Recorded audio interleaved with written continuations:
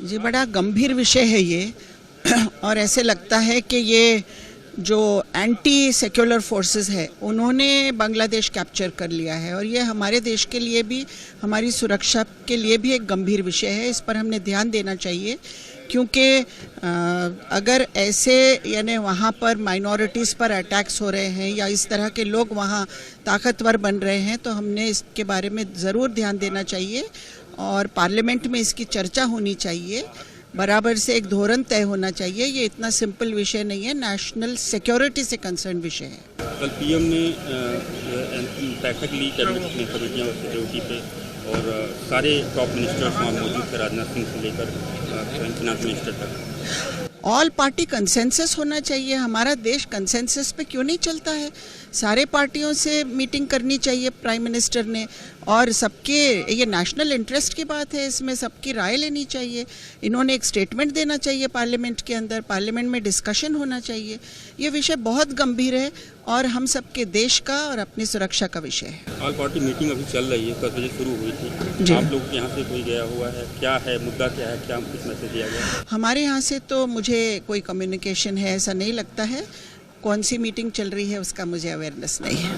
India block के leaders यहाँ पे 10:30 बजे से प्रोटेस्ट करने वाले हैं। जी देखिए, जिस प्रकार से बांग्लादेश में हमारे लोगों को पीड़ित प्रताड़ित किया जा रहा है, दिन दहाड़े उनकी हत्या की जा रही है, हमारी आस्था, हमारे मंदिर तोड़े जा रहे हैं, उद्धव ठाकरे की चुप्पी का क्या कारण है? घुसपैठी बांग्लादेशियों का मत मिले, इस कारण उद्धव ठाकरे चुप है या कौन सा कारण है? क्या यही उनका हिंदुत्व है? हमारे आदरणीय नेता अमित भाई शाह जी ने कहा था यह नकली शिवसेना है। और कौन सा सबूत चाहिए?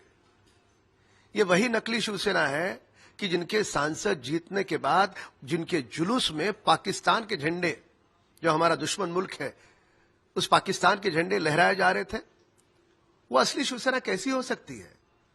असली शिवसेना अगर किसी हमारे भाई का अगर खून बहाया जा रहा है तो चुप कैसे बैठ सकती है?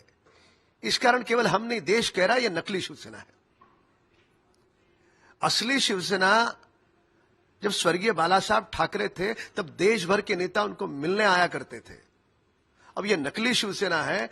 यही कारण है कि श्रीमान उद्धव ठाकरे जी को अब दिल्ली जाना पड़ रहा है हाथ जोड़ने के लिए। खड़गे और सोनिया गांधी से मिलेंगे, इंडिया ब्लॉक की मीटिंग को लेके क्या करना चाहिए? देखिए, उस काल का स्मरण होता है जब स्वर्गीय बाला साहब ठाकरे थे, तब सारे देश के नेता मुंबई उनसे मिलने आया करते थे।